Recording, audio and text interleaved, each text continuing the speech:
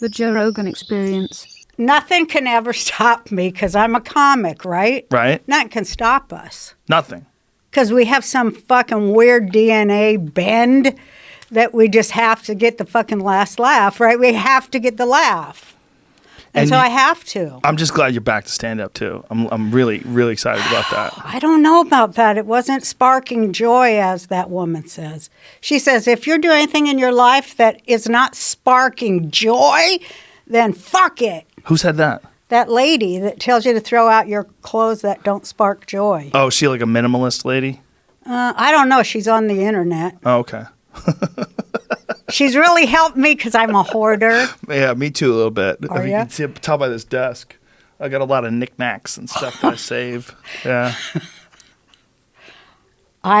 But were you saying that stand-up wasn't sparking joy? Yeah. When was it wasn't this? Sparking joy. In the past? Yeah, in the last few, in a while. Because I'm so nervous. It's like, oh, my God. I get so nervous because I don't really know. I don't really know anymore, you know? Mm-hmm. I don't really, the funny moved. I see what you're saying. Yeah. Yeah. It does. And like I was saying, I need a line, one killer opening line that encapsulates the entire year I've just lived through. Right. I need that kind of a line or it's not going to work for me, you know? Because everybody knows something happened. Sure, yeah. And I just don't talk about it that much besides calling everybody a bitch and shit, you know? Do you ever work with writers? Like Me? stand-up writers? Yeah. No, I want to, but all my friends are dead. All my co-writing comic friends are dead. I'm sure we can connect connect you to Israel somebody. and became chabad.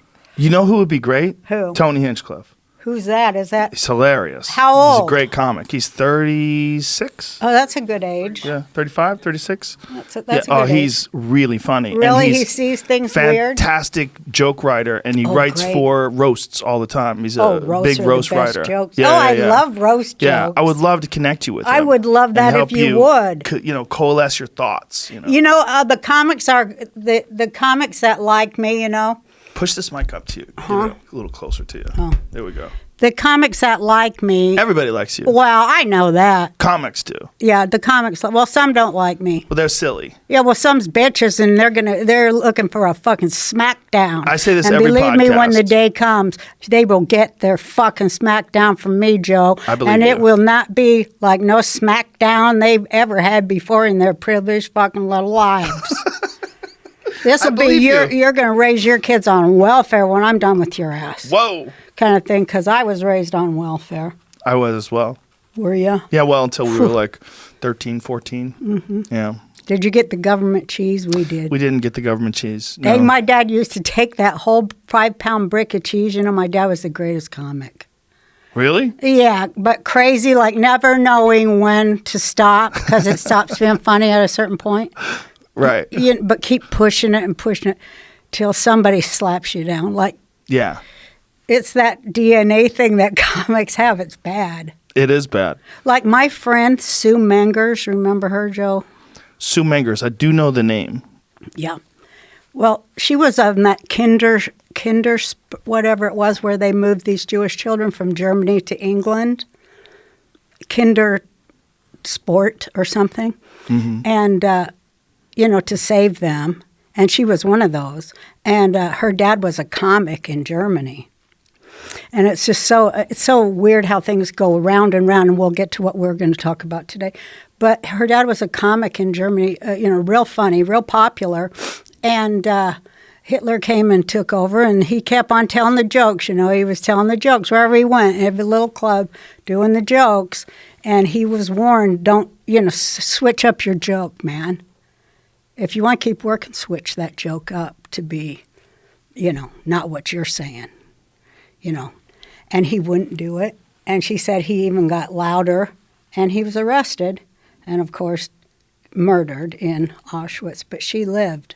And she said, I said, what would you say to your dad now? She said, at a certain point, it fucking stops being funny. Do something different, Don't write it to the destructo. don't go all the fucking else way over, you know.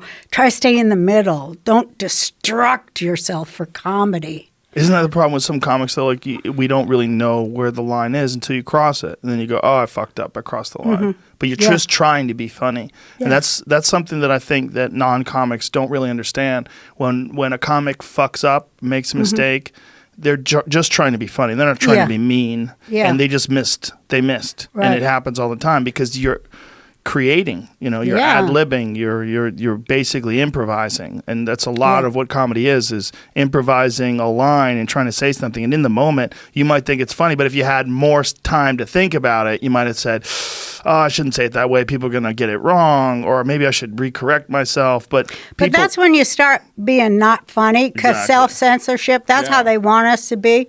They want us to like always be like, should I say this or shouldn't I say this? And you know, just like her dad there in Germany, you know, should I say this or should I say that? Or instead of, I guess, the more intelligent of us go, how can I say this and reach people? Yeah. Because, you know, the people are thinking just like you because they're people too.